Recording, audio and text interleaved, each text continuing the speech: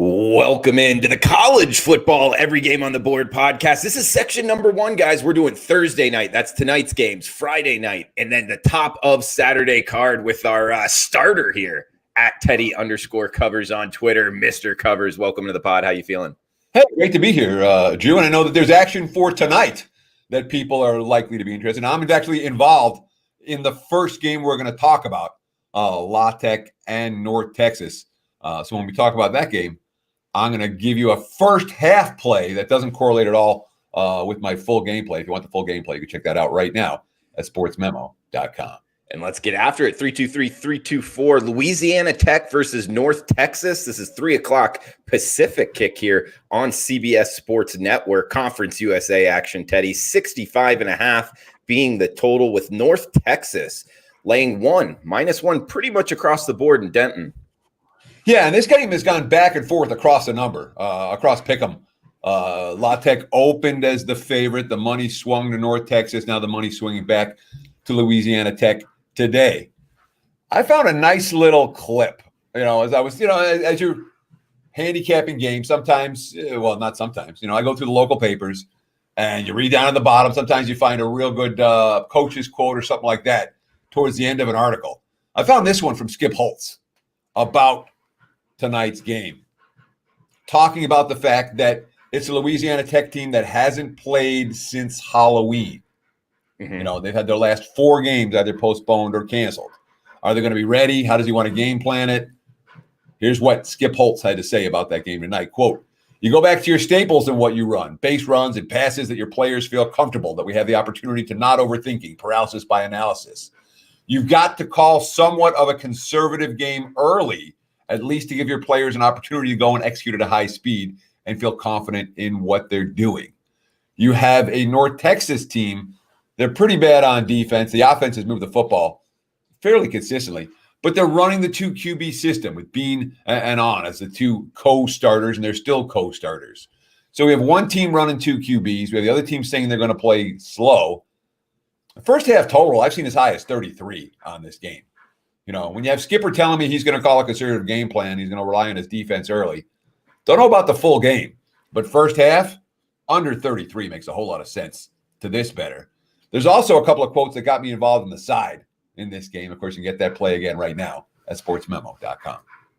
That's the first one up for tonight. Check it out, sportsmemo.com. We also got a nightcap here. A nice little doubleheader on Thursday night. Air Force versus Utah State up next, Teddy. 9:30 Eastern, 6:30 Pacific kick here. Also on CBS Sports Network. -13 or -13 in the hook. That's the road Air Force Falcons favored in this one. They've taken money, Teddy, just in the last couple days. 51.5 being the total in Logan, Utah.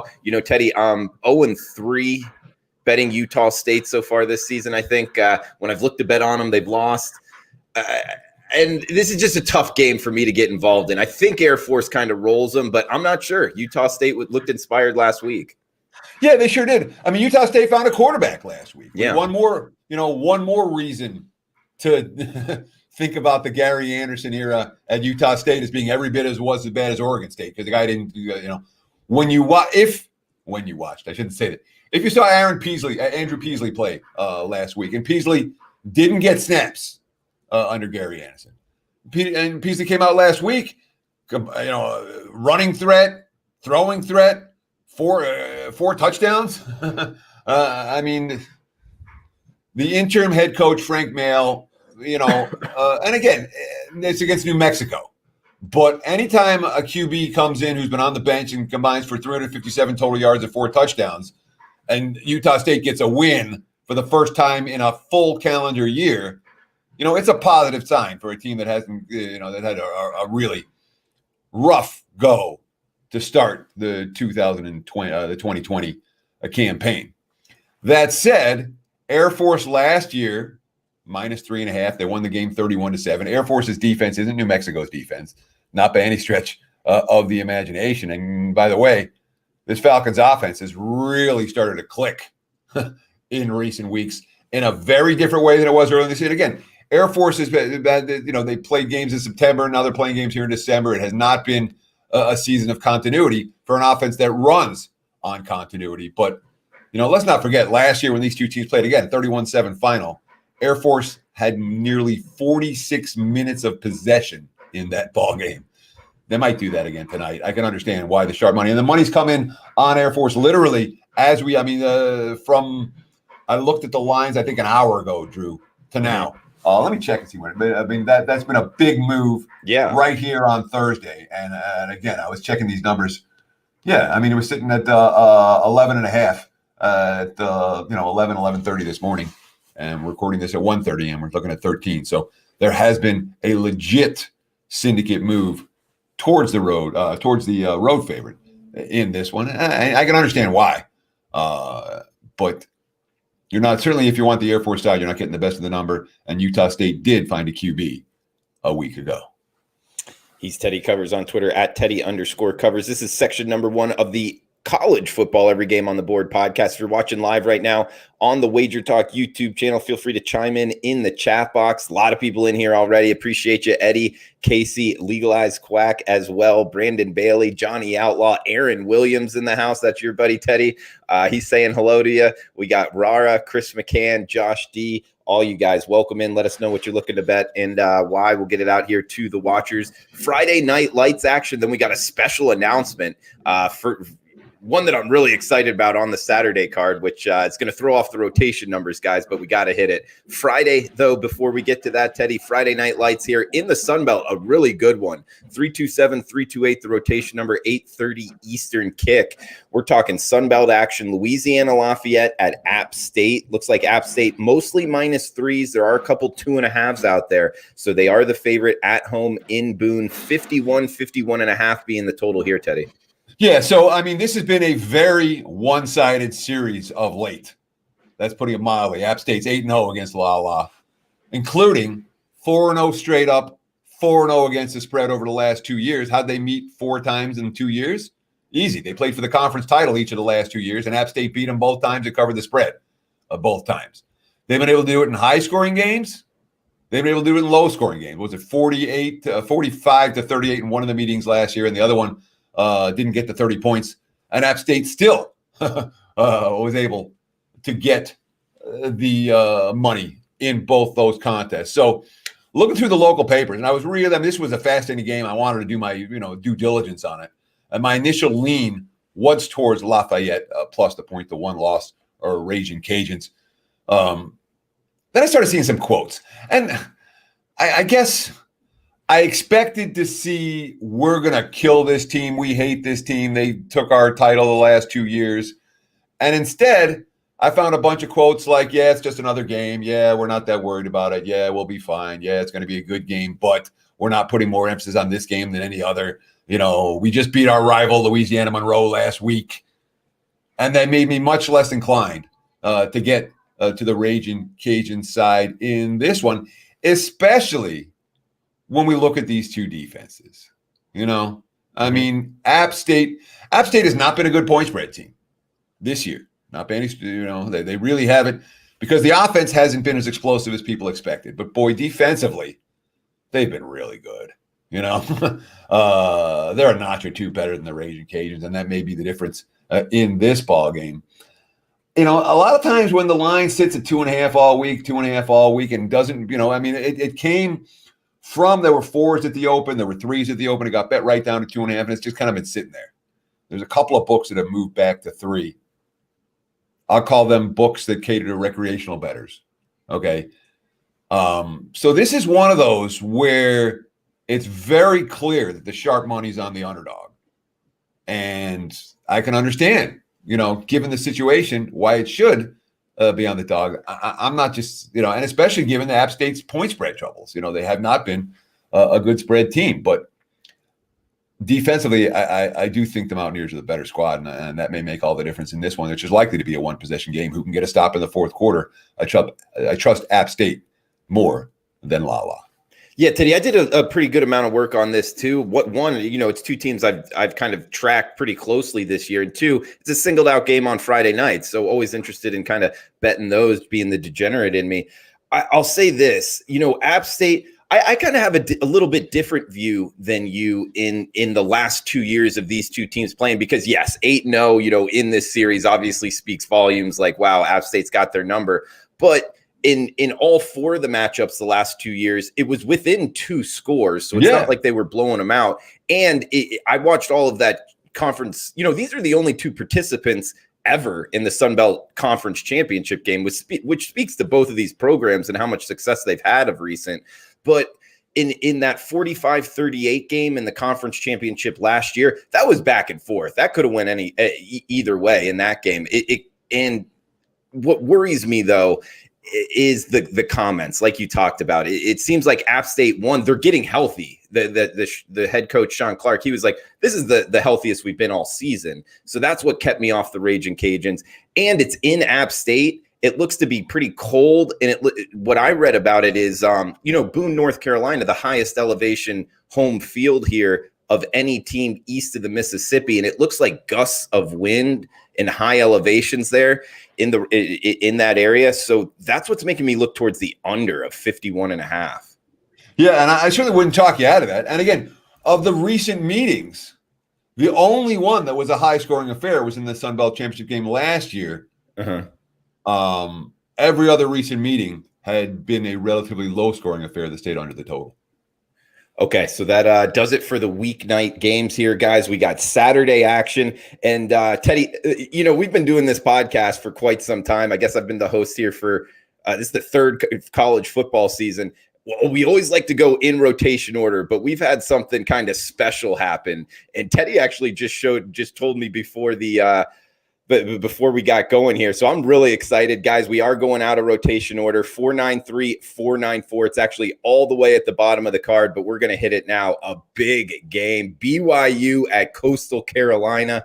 It looks like the market is telling us BYU minus 10-point road favorites, 61 being the total. If you're wondering why we're talking this, guys, Liberty and Coastal Carolina just got canceled due to COVID reasons with the Liberty squad. So sure enough, they dial up BYU. They get this game scheduled. That is awesome, Teddy. Now there's changes. There's handicapping effects here. I wouldn't be surprised to see both this total and line move. Guys, we are talking Thursday here about 1:45 p.m. Pacific. So these numbers could move if you're listening on replay. But Teddy, I'll throw it over to you, man. Overall thoughts on this game getting scheduled, and from a handicapping angle, which way you looking to bet it? So this is a lot of fun. And again, a game that gets scheduled on Thursday that's going to be played on Saturday. Neither team's going to have a whole lot of time to prep for the opponent. So, and it's not a situation like the Washington-Utah game last week, where even though the cancellation came late, both coaches had been looking towards that possibility that they could end up playing each other. That was part of the reason why I liked Washington. I know they weren't the right side against Utah in that ball game, but the Huskies coaching staff was saying, hey, we've been prepping for Utah since the minute that we saw that there were issues on the other side. This isn't that. Okay, this is just, all right, well, what are we going to do? And BYU took so much heat for turning down that Washington game that they said, oh, well, Coastal Carolina may be a team we can beat. Of course, we were just talking about Louisiana, Lafayette, and App State. And when you look at Coastal Carolina, they're the team that's beaten both of them. They beat the Raging Cajuns in Lafayette by a field goal. They were +9 in that contest. And they beat App State. They were -3. They won that by double digits. So, Coastal has certainly lived up and exceeded all expectations. That said, those are the two toughest teams they played all year long. And when you're talking about a squad with a Frosh QB playing against a team like, say what you want about BYU's schedule. They've at least, they blew out Navy, they blew out Boise, they've blown out everyone, from point differential, their yardage numbers are insane, et cetera, et cetera. They blew out La Tech. BYU hasn't exactly been up against it schedule-wise, but they've absolutely destroyed literally everyone they played all year. The closest was Houston. And again, Houston power rates better than anyone that Coastal Carolina's faced all year, and that's one of the afterthought games for BYU. And even that game they won by 17 points. So the one thing that you have to remember with BYU is that the kids that play for the Cougars are coming back from missions. They are older and they are bigger than most college kids. And when you talk about the Sun Belt, that's very, very real. So you're talking about 22, 23-year-olds who weigh 300 pounds in the trenches facing off against kids that aren't as old and aren't as big. And of course, BYU's got the QB we want our money on in this ballgame. It'd be Cougars or pass for this better. It's a hype game for BYU. I think BYU has the potential to win it by margin.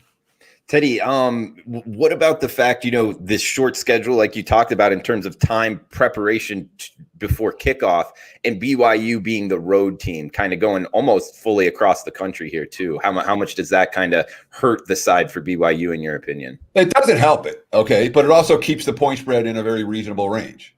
Where the Cougs win by a couple of scores, like I think they should, they're going to cover the number. And the bigger issue, again, when you have a team that is capable of bullying in the trenches, the way BYU is, they bullied everyone in the trenches all year. And you watch them. They're big. They're really big. When you have a team that can bully in the trenches, you worry less about their game plan, their ability to game plan, because they can push teams around at the line of scrimmage. And then when you have a Heisman caliber quarterback who can make plays on the fly on the one side versus a Frost QB on the other. I think that given the circumstances, given the situation, BYU is better prepared to make big plays in a we didn't prep for this opponent type of situation. Now they may end up making mistakes, and the short travel spot, basically they found out who they're playing, they got on a plane.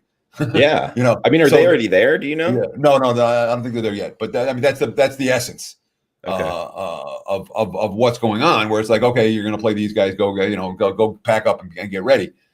That's going to hurt a complicated offense, going to hurt a complicated defense, but it's not going to hurt a team that has power in the trenches and an elite quarterback as much as it might hurt other teams. Okay. Yeah. And I agree with you on the power in the trenches. The only thing is, watching Coastal Carolina, they have an experienced offensive line. I don't want to say they're senior laden, but they're pretty good on the offensive line. I'm not so sure they're going to get so much pushed around there. Maybe on the defensive side of things for Coastal Carolina, I don't know if they're going to be able to hold up against BYU's offensive line. And actually, just as I'm talking right now, again, I didn't really find out about this until Teddy told me, just because Thursday mornings tend to be my, be a normal human being morning, Teddy. So I don't have ESPN on the whole time on Thursday mornings. But as I'm just talking out loud here, it makes me kind of look towards the over. Any quick thoughts on the total, on which way this is going to go? Just because I think both offensive lines are going to get a push here. And, the lack of preparation from the defense, I think it might actually help the offenses. So I'll just put it to you this way. In the global marketplace, the books that cater to the sharpest bettors in the world certainly lean in your direction. The sharp books are slightly tilted to the over. Again, it's not heavy. It's not like, it's a clear disparity, but there is sharp money on the over in this ballgame already. Man, that's awesome. I love that they scheduled it. This is going to be a fun one. 5:30 Eastern kick. It looks like it's still on ESPNU. Either way, I'll definitely be watching it, Teddy. That's going to be a good one. 339-340, top of the card on Saturday as we steam through these to finish off the Every Game on the Board podcast here, guys. ACC action, Georgia Tech at NC State. Looks like the Wolfpack -6.5 home favorites, 60 being the total here, Teddy. Look, NC State's been bad the last couple of weeks, They weren't good against Liberty. They weren't good against Syracuse last week. And that's surprising. Syracuse made some big plays, and it was a hard road game and all of that. But this is a Wolfpack offense that, even with the backup QB, even with Bailey Hockman behind center, without Devin Leary, it's supposed to move the football up and down the field against the last couple of weeks, and it hasn't done that, which concerns me against the Georgia Tech team.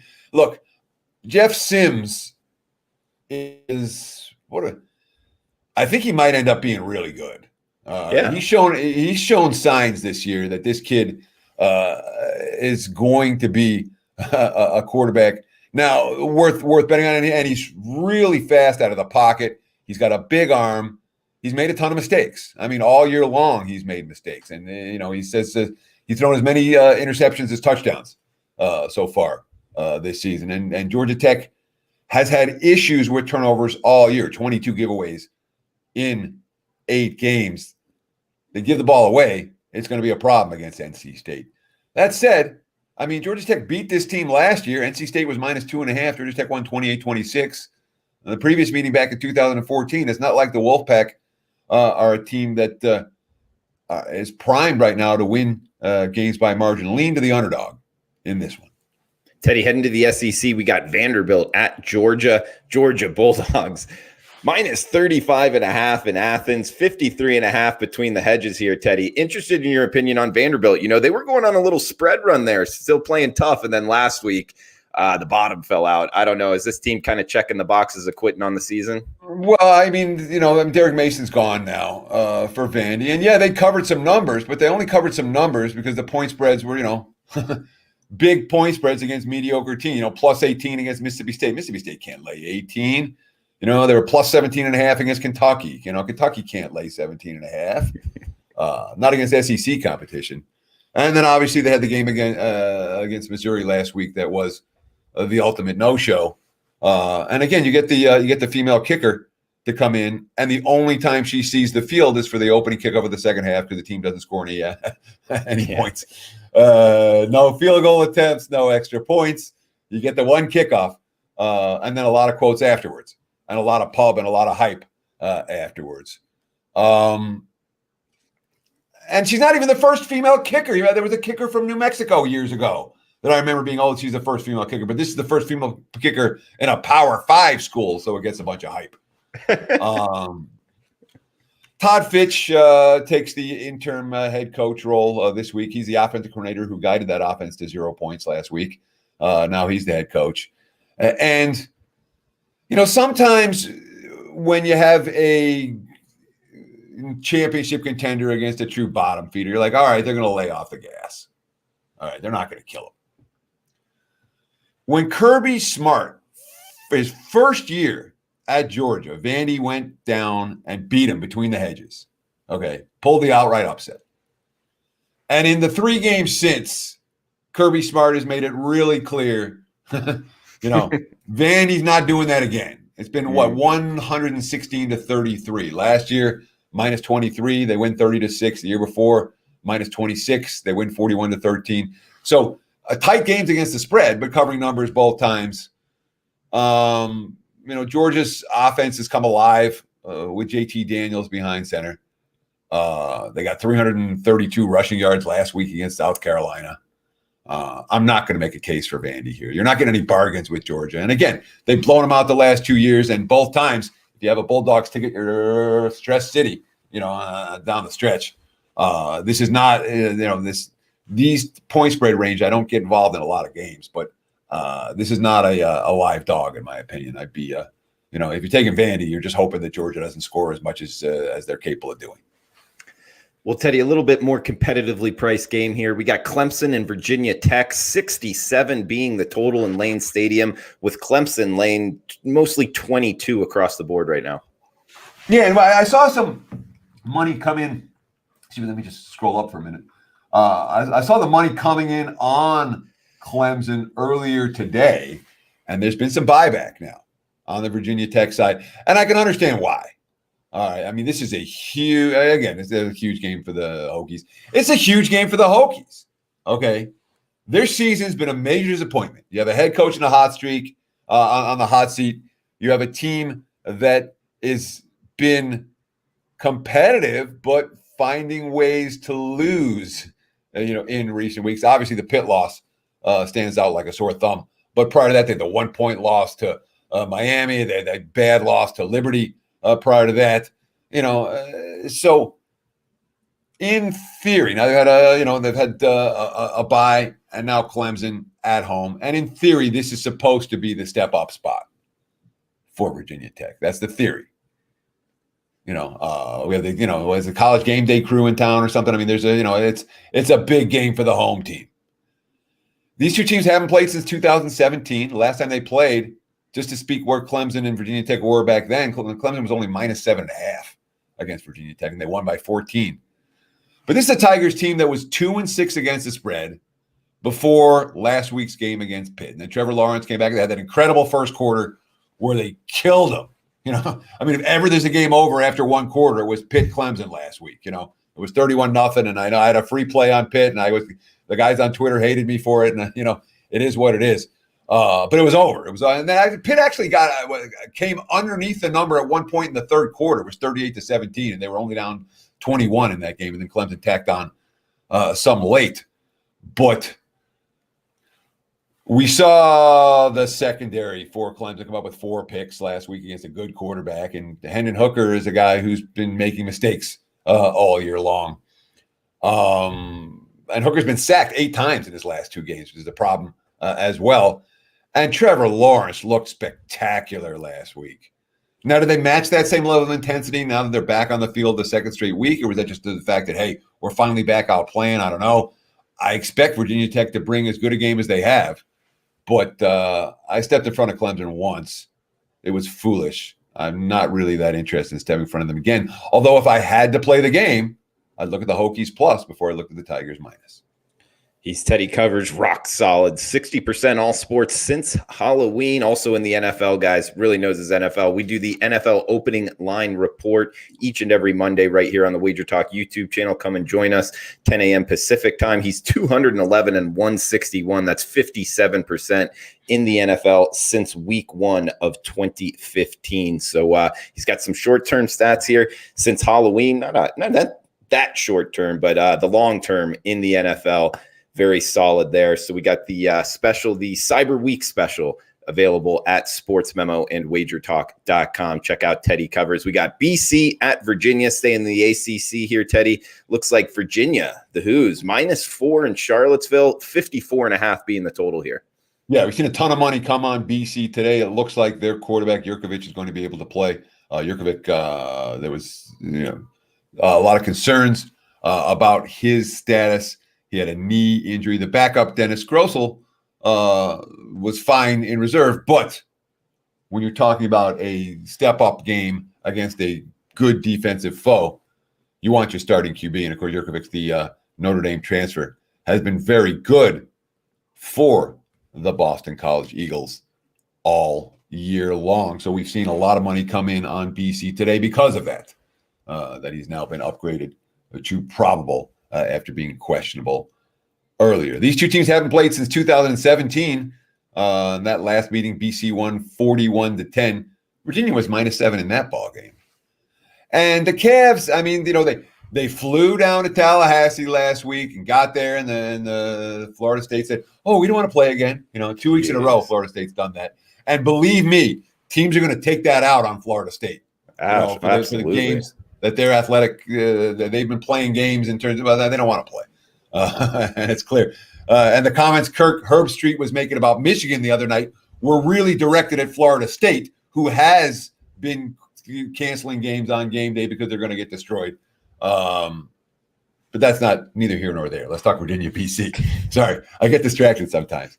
And look, Virginia had been playing great prior to last week's canceled matchups. And, of course, that great streak started in 4 straight covers for the Cavs and 3 straight wins. And that all came when their quarterback got healthy again, Brennan Armstrong, who, has put up some big numbers against some lesser defenses. I don't want to lay this price with Virginia this week. Number one, I like this BC team I like this BC team in all kinds of different ways. But I certainly like them as a dog against a quality foe. I like the fact that QB's back in the lineup this week, and I dislike the fact that Virginia, and again, they haven't played a quality foe. And when they played Louisville's a mess, and Louisville was a mess in that game. And then Abilene Christian, last time they played a quality foe was North Carolina on Halloween. I don't think they win this one easy if they win it at all. At the end of the show, when you ask me what my favorite play of all the games we discussed is, well, I'll make you wait for it, but you can probably guess already. All right, we'll get his best bet here towards the end of the show. Only 2 games left here on this section, guys. We're doing Thursday, Friday games, which we just did, and the top of the Saturday card here. If you want to listen to the rest of the podcast here, breaking down every single college football game on the card, it's available on the Wager Talk YouTube channel. Just if you scroll down a little bit, you'll find each video. There's 4 sections, or wherever you're downloading your podcast at. It's called Sports Memo Podcast. We head to the SEC here, Teddy. South Carolina at Kentucky. Looks like Kentucky, the Wildcats, minus 11 in the hook in Lexington, 47 the total here, Teddy. Well, it's a one-way game for me. I'm not putting any of my money on South Carolina. South Carolina is, their season ended many, many moons ago, and they've been playing out the string ever since. Head coach already been fired. The effort hasn't been there in recent weeks. Again, they gave up 300 on the ground last week to Georgia. The offense isn't working. They've been held to 16 or less in 3 of their last 4 games. The only team they moved the football against was Mississippi. And even that game, they didn't cover the number. I want no part of the South Carolina Gamecocks in their meaningless regular season finale. That said, okay, bang, this game's in the short list. Let's do some research. Let's find out what we can. Is Kentucky interested? And boy, I didn't like any of the Kentucky quotes either. I really didn't. When you look, and this has been a team that too has been beaten down pretty hard. You look at their last 2 games. Alabama beats them 63-3. Florida beats them 34-10. And again, the Gators ended that game on the 1-yard line. They've held again. There's an offense that's been held to 10 or less 4 times in their last 5 games. The only game they moved the ball, the only team they moved the ball against was Vanderbilt. Who you're supposed to move the ball against Vanderbilt. So, and you read the quotes from Kentucky, they're not a confident team. They're not a fresh team. They're not a team that I want to lay double digits with. One of the easier passes on the board. All right, Teddy, last game up for this section, Ohio State, Michigan State. We got 59 being the total. Looks like OSU here, the Buckeyes, minus 23 in the hook, road favorites in East Lansing, Teddy. And it looks like Ohio State might need some style points here, Teddy. Not really sure, though. Yeah, the markets are saying that. And yet, Ohio State's wins. They beat Nebraska. They blew them out. They beat Rutgers. They blew them out. The other 2, again, they put up 38 against Penn State. I watched that game start to finish. Justin Fields was not good. Okay. The Indiana game, they put up 42. And again, Justin Fields was not good in either of those games. And I'm not saying this is a Peyton Manning versus Ryan Leaf situation, 1-2 in the NFL. But I'm saying I've seen Justin Fields twice against better defenses make a whole lot of mistakes and not look anything like Trevor Lawrence. Okay. So, yeah, Ohio State needs every style point they can get. I don't know if it's going to matter. If the Michigan game is canceled, it's canceled, and Ohio State doesn't, the Big Ten will have to amend their rules, and God knows what they'll do to try to get Ohio State into the mix. Yeah. But Michigan's got the outbreak. They have Michigan next week. We have no idea if the Wolverines are going to play. And if they don't, that'll be 3 canceled games for Ohio State. It's going to be a problem to getting them into the Big Ten title game. That said, the defense hasn't been dominant this year, okay? They really haven't. The offense has shown mistakes. And Sparty's had some ugly games. Okay. They've also had some good, it's not like you can compare Northwestern to Ohio State. You can't. Athletically, they're way different. The offense in the 2 games against Iowa and Indiana, where they faced a good defense that was coming to play, couldn't move the football at all. But they came out of the bye last week and outperformed expectations by better than 3 touchdowns ATS. And I wouldn't be surprised. And again, this number is likely to go up. As you said, Ohio State needs all the style points, all that. I don't trust them. Lean under, lean Sparty. All right. I like the Sparty new uniforms, too. You like those with the big state on the front? No. Nah, yeah. I'm the wrong guy to ask uniform. This is what I want, okay? I want to be able to click on the TV and immediately know which team I'm rooting for, okay? And I hate it when I don't. When you can't tell and you have to sit and wait for someone to make a shot or something, and especially because I'm watching on multiple TV, so I'll have the volume down a lot. So all I want is a uniform where I know what team that is. And every time they change the uniform, it messes me up. So no, I don't like the uniforms. All right, fair enough, Teddy. Guys, check him out, sportsmemo.com. Really seeing the NFL. He's been seeing the NFL good for quite some time, guys. 57% since 2015. Also rock solid, 60% since Halloween across all sports, sportsmemo.com. We got the Cyber Week special. Check it out. Teddy, can we get you on record with a best bet here for this section? Yeah. Let's look at Boston College Plus. Now that we know their quarterback is playing, I'm not convinced that we're going to see the Who's play well enough to win this game by margin. Maybe they win, but this is a 1-possession game. I'll take BC plus the 4. All right, Teddy covers. Anything you want to throw out here before we shut this down, Teddy? Yeah, thanks for watching. Enjoy the games. Good luck. And again, I am in action tonight on the early game, so it's kicking in like an hour. So if you want it, get it now because otherwise it'll be too late. Get it now, sportsmemo.com. Guys, that does it for the College Football Every Game on the Board podcast. This is section number 1, Thursday, Friday, top of Saturday card. We got the other 3 sections below. Just scroll down on YouTube or wherever you're downloading your podcast at Sports Memo Podcast. We also got the NFL Every Game on the Board section as well for the podcast. So, guys, thanks for tuning in. Please smash the like button on your way out. If you're watching on replay, feel free to drop a comment below. We'll talk on Monday. We got the NFL opening line report, 10 a.m. Pacific time. Come back and join us.